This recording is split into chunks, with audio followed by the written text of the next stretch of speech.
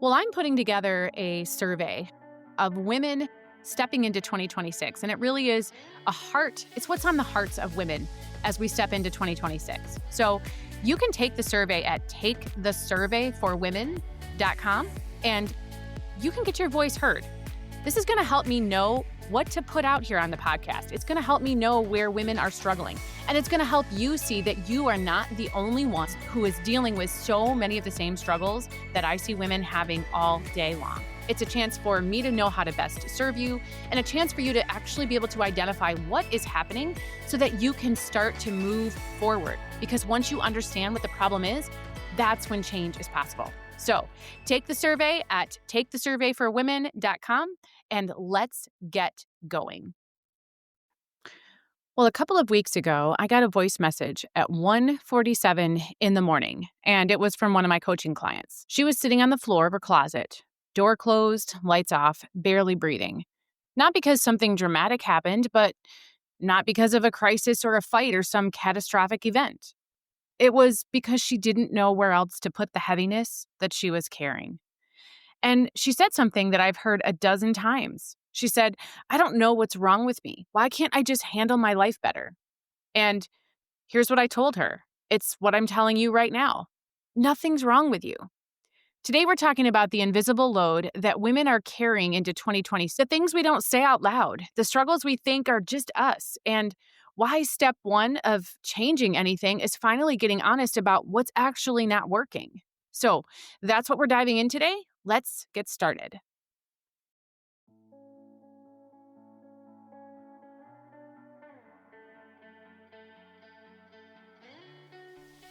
Well, hey there, my name is Jennifer Roskamp, and I am a certified life coach and homeschool mom of 9 who is passionate about helping women just like you embrace the here and now while also being focused on creating the life you actually want.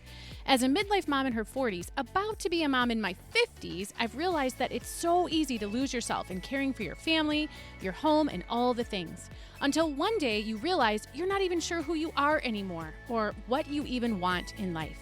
So on this podcast, we're going to work on managing yourself well so that you can manage all of the other things and people well too. So let's dive into what it means to manage your home, your time, your family, and yourself well. This is the Intentional Midlife Mom Podcast.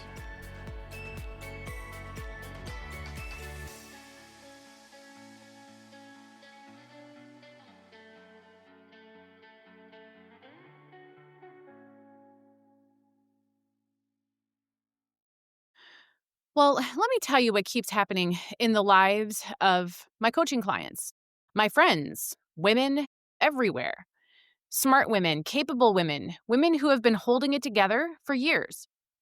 They reach out to me and they say things like, "I just feel so overwhelmed." And I ask, "What's overwhelming you?"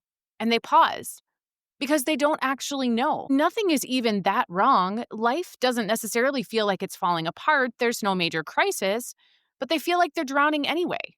And then comes the kicker. I should be able to handle this.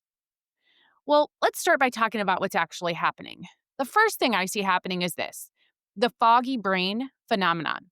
Your brain is so full of everyone else's needs and moods and schedules and crises that there's literally no space left to process your own life. You're not overwhelmed because you're incapable or failing at life or failing at anything. You're just overwhelmed because you're trying to run a life and a household and relationships, maybe a job, all while carrying the emotional weight of everyone around you. And every day you wake up feeling like you're already behind, and you go to bed with a mental list of everything you didn't get to. And somewhere in between, you're managing everyone's feelings, anticipating their needs, and making sure that nothing falls through the cracks, except you. You fall through the cracks. So the foggy brain phenomenon, that's the first thing we're dealing with. And then number 2, there's the mental deficit. Here's what I see all the time. Women running at a cognitive deficit every single day. Decision fatigue that feels like quicksand. You can't prioritize because everything feels equally urgent. There's the laundry, the groceries, the kid who needs a form signed, the aging parent who needs a phone call, the friend who's going through something, your own body screaming for rest.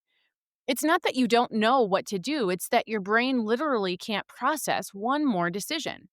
And then you beat yourself up for not being able to, quote, figure it out, unquote.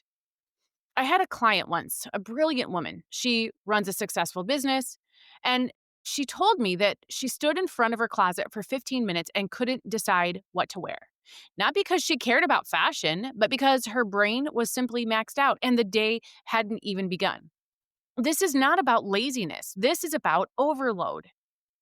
And here's why we can't really name what's happening. Here's the thing, we've normalized everything that we're carrying. And we've normalized the fact that we carry everything. We look around and we think everyone else has it together. We scroll Instagram and we see women who seem to be handling it all with grace and a smile. And we compare our insides to everyone else's outsides. Let me say that again. We compare our insides to everyone else's outsides. And we think that if we can't articulate it clearly, if we can't point to one specific thing that's wrong, well, then it must not be real. We must be over exaggerating. We tell ourselves the lie that if I can't explain it, I must just be being dramatic. There's nothing actually wrong. But here's the truth. Just because you can't name it, it doesn't mean it's not real.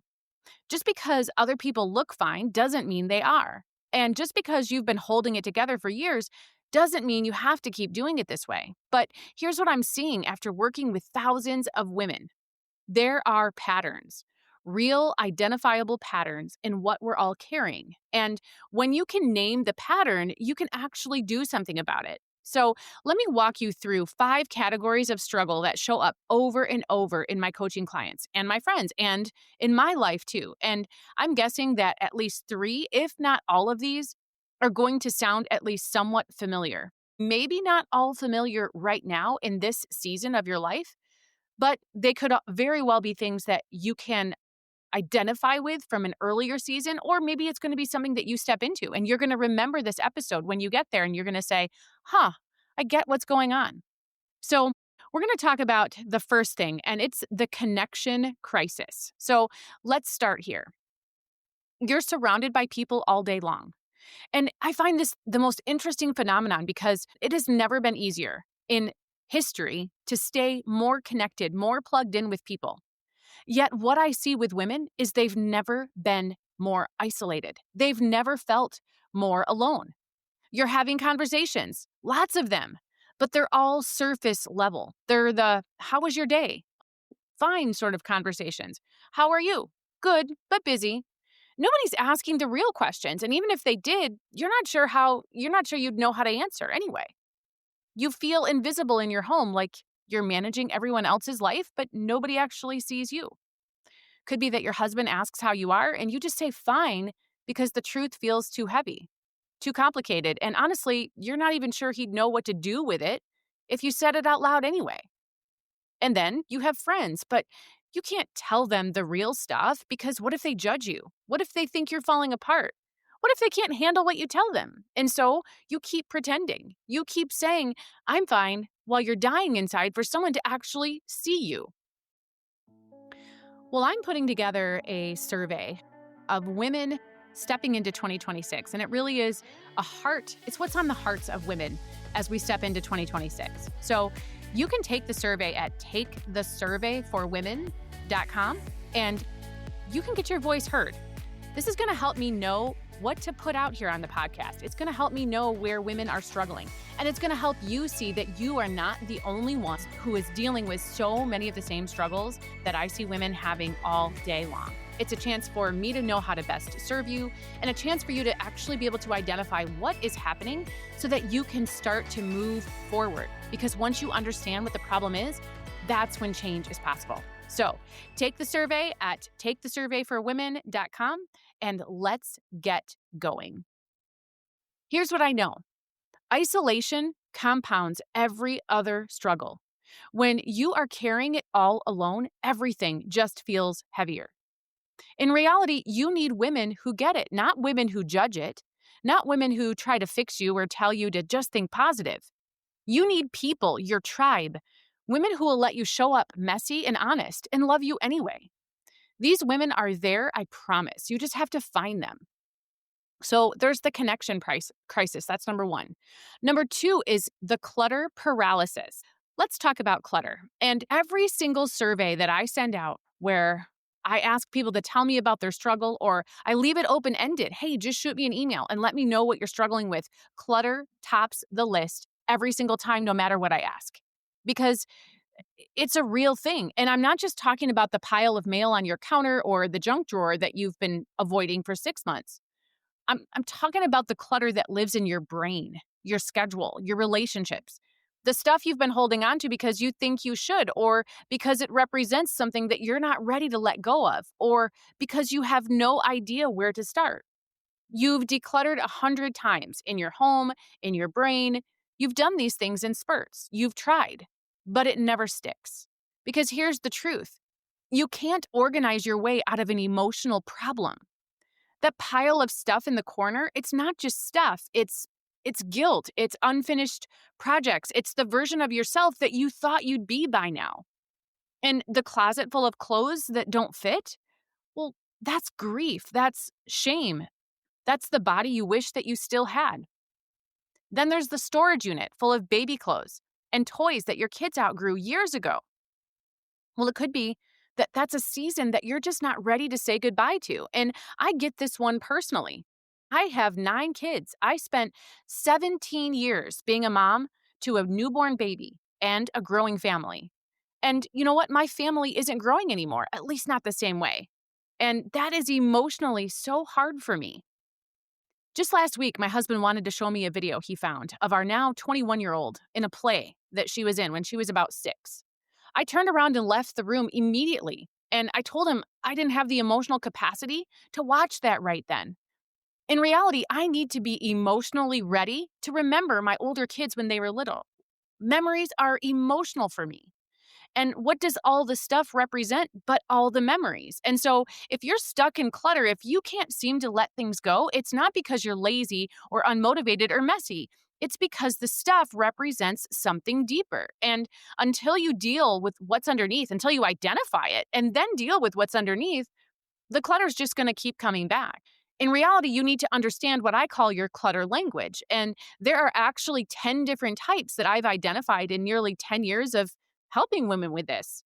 And you need to know that before you can actually fix it.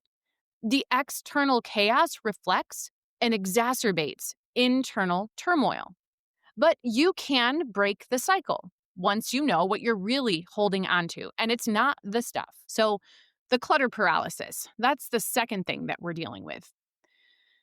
The third thing, and maybe it's because I'm in midlife now, maybe it's because I coach a lot of midlife women, maybe it's because the majority of my friends are now in midlife, but I see the third thing surfacing a lot. And women are talking about it now more than I think they ever have. And we're talking about the marriage disconnect. This is really what nobody else wants to talk about. You've been together for years, maybe decades, but somewhere along the way, you both changed, and now you're operating with a map from 10 years ago. In reality, you're not in crisis. There's been no affair, there's no big blow up. You're just disconnected. You're basically two people living in the same house, passing each other in the hallway, coordinating schedules, managing growing kids, maybe grandkids, and aging parents. You're managing life, but you're not really together. And you don't know how to talk to them anymore. You avoid hard conversations because you don't even know what to say.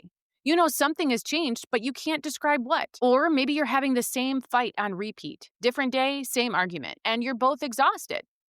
It's likely that you feel lonely in your marriage, and that's a special kind of pain when you're surrounded by someone and still feeling completely alone. And here's what I've learned: most couples never update the map for new seasons.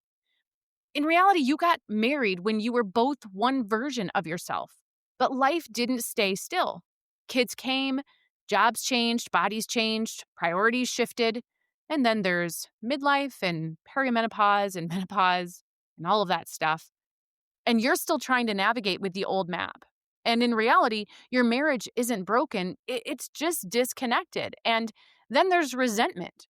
Resentment from this disconnect, and it kind of builds and snowballs in silence. And then it becomes this big gap between the two of you.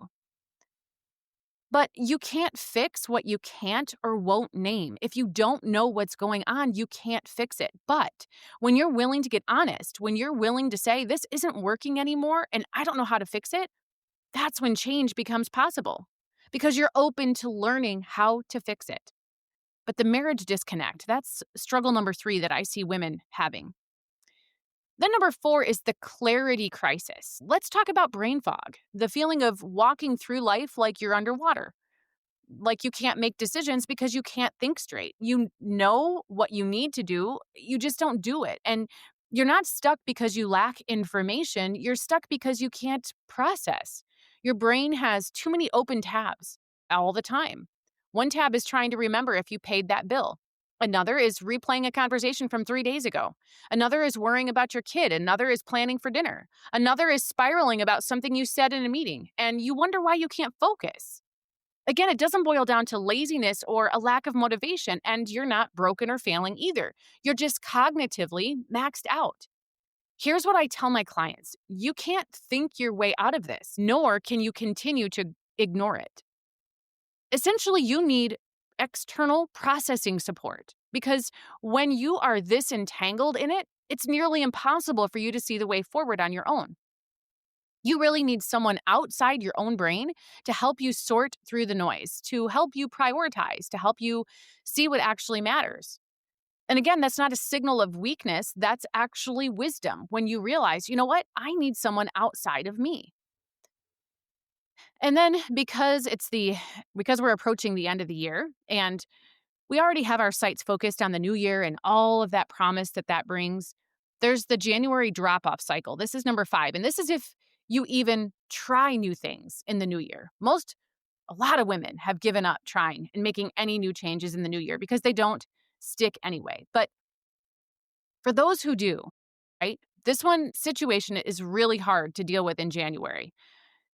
For most of us, we start the year strong. This is going to be the year. This is when everything changes. You make the plan, you set the goals, you're motivated and ready.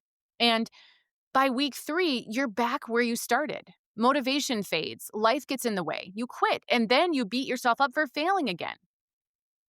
Does this sound familiar? Here's the truth about this. Whatever you're trying to do in the new year, it's not a motivation problem, it's a support problem. Doing it alone at the exact time of year when everyone around you is quitting too. There's a reason why January is the busiest month for gyms. We see it in my own gym. We used to talk about it, how it's super busy for the first 3 weeks, and then there is this marked drop off. And gyms, I've been told, are the emptiest in February. And it's not because all of those people who started, it's not because they don't want change, but because they're trying to white knuckle their way through without a plan for what happens when the motivation dips, because it does. It always dips. And so you need to be prepared for it ahead of time. You need a plan for how to do it differently when you hit the wall, because you hit the wall and it doesn't signal failure. It's just being human. I always say that failure can be data. It's data collection. It's the opportunity for feedback and to say, what can I learn? The key is in making sure that you don't have to try all of this alone again. And so here's what's really important to understand. Out of all of this, these are not 5 separate struggles. They are not 5 separate problems. They're really 5 faces of the same core issue. You've been carrying a lot for a long time, likely without enough support, real, genuine support. And the reason that you think this is just you is because we don't talk about this stuff. We don't talk about the closet floor breakdowns or the brain fog or the loneliness in our marriages, the clutter we can't let go of, the cycle of starting and stopping and starting and stopping and beating ourselves up every time. We just keep pretending we're fine. But here's my question. What if we stopped pretending? What if we get honest, really honest about where we're actually at? Well, that's what I'm trying to do. I'm trying to figure out how I can best support women in all the places I show up, right here on the podcast, on YouTube, on my blog, on Instagram, my daily emails. And to do that, I need your help because I've put together a survey and I would love to invite you to join. It's called The Heart of the Matter, and it's the Women of 2025, actually Women of 2026 survey, because that's where we're focused. And here's what it is. It's a survey that'll take you about 4 to 6 minutes, and we've linked it down in the show notes. It might take you a little bit longer if you really sit with the questions, but these are questions that you've been too overwhelmed to ask yourself. Questions like, what's really draining you? Where do you feel the most stuck? What do you actually need? This is a safe place to tell the truth without having to filter it, wondering about who's going to read it, without pretending. Nobody's going to judge you. It's an opportunity for you to actually say out loud and maybe even to have someone put into words what you haven't been able to say out loud. So we have this survey open for about a week, and then we're going to compile the data. After a week of gathering all the responses, we're going to put together a full report. We're going to send out a findings report, and you'll be able to see what women are really carrying into 2026. You'll get validation. I promise you'll get validation that you're not alone. You'll get clarity on your own patterns, and you'll feel the relief that comes from, oh, it's not just me. And there's going to be insight into how to actually start moving forward, data that shows how these things are happening, and proof that we need to be having more of these conversations. Because here's the thing, I can guess what you're struggling with, but I don't want to guess. I want to know so that I can meet you exactly where you are at. So the survey closes Sunday night, November 16th at midnight. Well, it doesn't close, but that's when we're going to stop gathering the data. We're going to start compiling the data on Monday morning, November 17th. So the first report that we put out is going to be with the data we have through that time. We might open it again just to see how things change. But for this reason, you don't want to wait. Don't tell yourself you'll do it later. You know you won't, right? If you're waiting for the time to have time, we know that won't happen, right? You barely have time now. But this could be 4 to 6 minutes that could change the trajectory of your entire year, because you're going to be helping to shape what I put out here on this podcast and in all the other ways that I serve women. Well, hey, if you've been living in survival mode, running on empty, trying to hold everything together, wondering why nothing seems to stick, listen up. I created the Intentional Mom Planning System for women just like you. It's not just another planner that collects dust. It's a full support system that helps you carry your life differently. Inside it, you'll get my full Chart Your Course framework, survival mode essentials, and quick start tutorials that get you relief in under 30 minutes. You'll finally know what to do first and how to keep your life steady even when it's full. Head to theintentionalmomplanningsystem.com to grab yours. In reality, you can keep saying, I'm fine. You can keep white-knuckling your way through another year hoping that something will change. You can keep pretending that if you just try harder, it's all going to click into place. Or you can take 5 minutes right now. Tell the truth and let that honesty be the starting point for something different. Because here's what I know.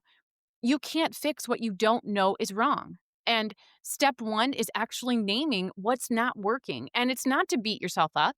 It's not to prove you're failing, but to finally see clearly where you're at so you can figure out what needs to change. So again, there's a link to the survey in the show notes if you're listening to this on the podcast. So take the survey, tell the truth. Let's figure this out together.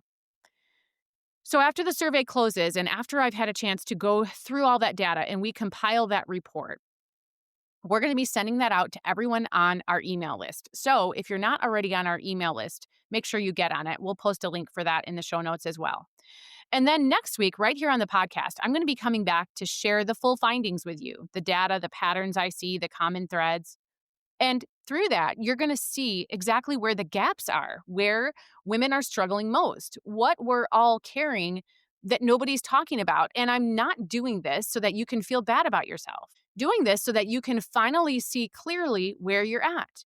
Because that's always going to be step 1 in learning what needs to change. When you can see the patterns, when you can name what's actually going on, you can stop spinning and you can stop blaming yourself for not having it all together. And you can start moving forward with clarity. And that's what this is all about. It's not about shame.